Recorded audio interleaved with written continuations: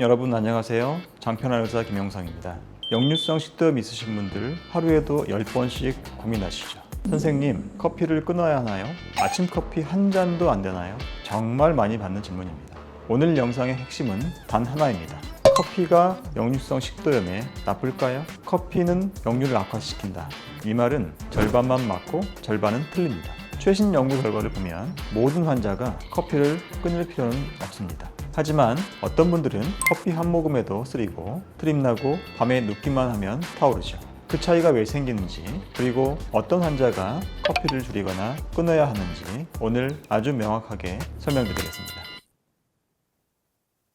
커피가 역류를 악화시킬까요? 이에 대한 연구 결과는 일관되지 않습니다. 일반적으로 커피는 역류에 나쁘다라고 알려져 있지만 과학적 근거를 들여다보면 생각보다 복잡합니다. 커피와 역류는 노르웨이의 대규모 단면 연구에서는 커피를 많이 마실수록 오히려 역류 증상이 적었습니다. 왜 이런 결과가 나왔을까요? 이전 영상에서 말씀드렸던 개념입니다.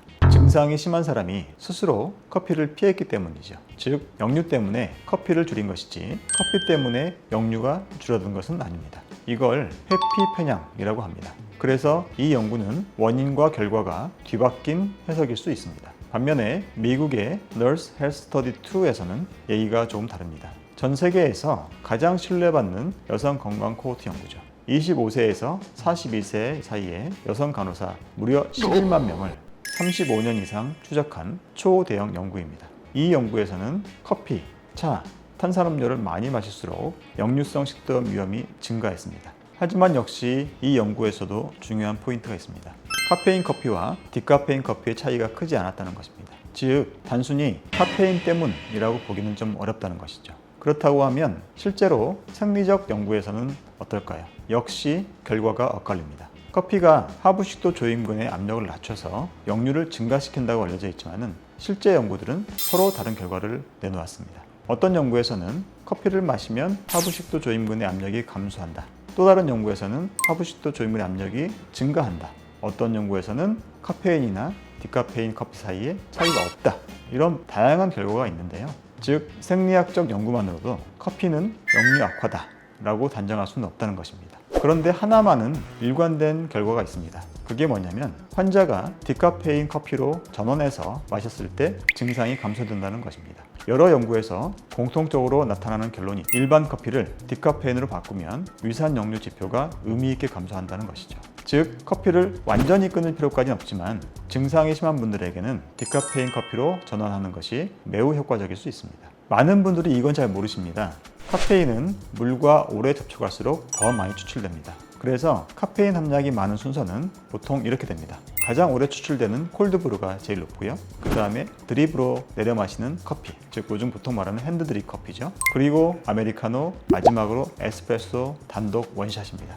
이 에스프레소 단독 원샷이 가장 카페인이 적은데요. 사실 이 에스프레소라는 것이 쓴맛 때문에 오해를 하는데 카페인은 상대적으로 적다는 것입니다. 또 이 아메리카노는 결국 샷이 몇 개인가가 더 중요합니다. 우리 일상의 커피 다 똑같지 않습니다. 원두의 품종이나 양, 압력, 추출 시간에 따라서 같은 아메리카노여도 카페인 함량이 2배에서 3배까지 차이가 납니다. 최근에 한 기사를 보면은 국내 10대 커피 프랜차이즈 중에서 카페인 함량이 프랜차이즈의 평균보다 높은 브랜드는 다음과 같았습니다. 스타벅스, 백다방, 파스쿠치, 커피빈, 폴바셋입니다. 따라서 아메리카노는 모두 동일한 카페인 양이다 라는 이론 공식은 틀렸습니다. 커피의 카페인만큼 문제가 되는 것은 바로 우유에 섞여 있는 지방입니다. 지방 자체는 하부식도 조임근을 약화시켜서 역류를 더 쉽게 만들 수 있습니다. 그래서 카페라떼라든지 플랫 화이트 같은 이런 종류의 커피는 아메리카노보다 더 역류를 유발할 가능성이 높습니다. 현재까지의 연구를 모두 종합하면 결론은 이렇습니다.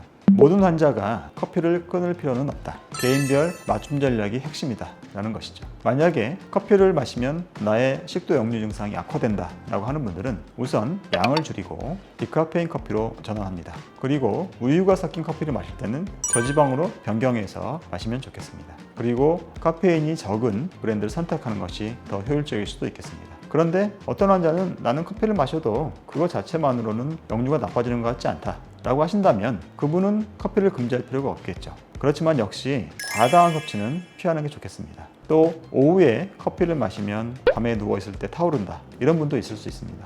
이런 분들은 오후 늦게 커피는 좀 피하시고요. 그리고 오후에 마시는 커피는 디카페인으로 선택하는 것이 더 현명한 방법입니다. 실제 제 환자 중 한 분은 토요일마다 역류 증상이 심해진다고 오신 분이 있었어요.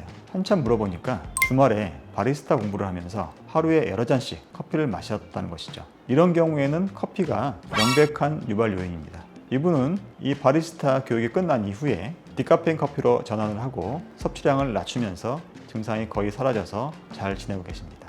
오늘 이야기의 핵심은 이겁니다. 커피와 역류의 관계는 단순하지 않다. 모든 환자에게 커피의 금지는 과학적으로 근거가 없다. 하지만 명확히 커피가 증상을 유발하는 분들이 있습니다. 이런 분들은 디카페인 커피로 전환하거나 저지방 라떼 또는 카페인이 낮은 브랜드 등 맞춤형으로 조절을 하게 되면 충분히 편하게 커피를 즐길 수 있습니다.